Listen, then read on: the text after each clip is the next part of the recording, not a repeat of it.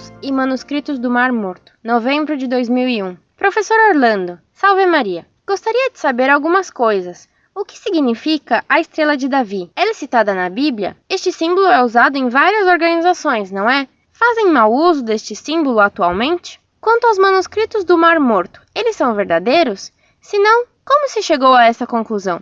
Ouvi falar que eles foram descobertos na década de 40 e o Vaticano não permitiu a divulgação. É verdade? Quem os encontrou? Nestes manuscritos, escritos em hebraico, diz, segundo fontes não confiáveis, no princípio, Elohim criou os céus e a terra, e que Elohim significa senhores criadores. Um absurdo, sem dúvida. Mas como poderia argumentar neste caso? Eles, Academia para o Futuro da Ciência, dizem que quem criou o universo foi uma hierarquia de anjos. E eles justificam dizendo que está escrito na Bíblia: façamos o homem à nossa imagem e semelhança. Professor, peço que reze pela minha família. Um abraço.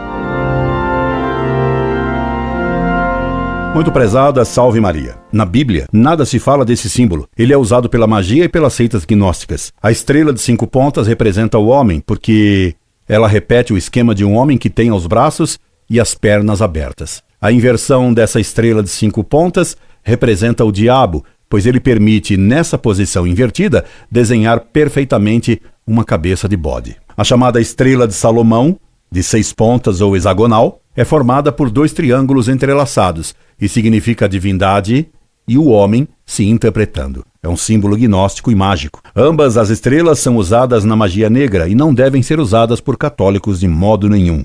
Os manuscritos do Mar Morto são documentos que uma seita judaica, os essênios, deixaram guardados numa gruta perto do Mar Morto em Qumran, quando da invasão romana, no ano 70 d.C.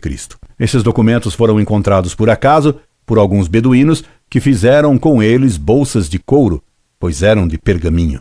Logo, tais bolsas chamaram a atenção e os manuscritos acabaram nas mãos da Universidade Hebraica de Jerusalém. Foram os judeus que monopolizaram praticamente o controle dos documentos e não o Vaticano. Recentemente, um padre, examinando um fragmento de pergaminho do tamanho de uma unha, constatou que a combinação de 3 letras que nele aparece só existe no Evangelho de São Marcos. Portanto, os essênios possuíam uma cópia do Evangelho de São Marcos antes do ano 70. Isso teve uma importância enorme, porque os hereges modernistas diziam que os evangelhos haviam sido escritos muito tempo depois de Cristo e que eram invenções, mitos e lendas de cristãos e não documentos históricos. Ora, se o Evangelho de São Marcos existia em Qumran antes do ano 70, é porque ele foi composto ainda antes. Como Cristo morreu no ano 33, o Evangelho de São Marcos foi composto entre 33 e 70, isto é, foi um livro composto por testemunhas visuais de Cristo. O nome de Deus era proibido de ser escrito pelos judeus. Por isso, eles usavam vários nomes para designar Deus: Yahvé, Adonai, Elohim. A palavra Elohim quer dizer Senhor dos tempos, isto é, eterno. De fato, o nome Elohim é plural, para indicar a Trindade, Pai, Filho e Espírito Santo, pois é evidente que não pode haver pluralidade de deuses. Só pode haver um infinito. Assim também, o façamos o homem indica a trindade de pessoas em Deus. Em todo o relato da criação, se deixa entrever a trindade.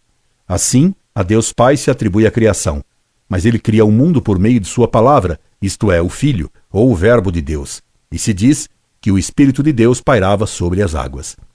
Deus Pai criou todas as coisas, mas quando se tratou de criar o homem, Deus disse: façamos o homem à nossa imagem e semelhança, para mostrar que o homem é uma criatura eminente no universo visível, na criação de quem a Santíssima Trindade agiu conjuntamente. Tenha confiança na proteção de Nossa Senhora e reze, que Deus abençoará a sua família. Incorde Jesus Semper, Orlando Fedeli.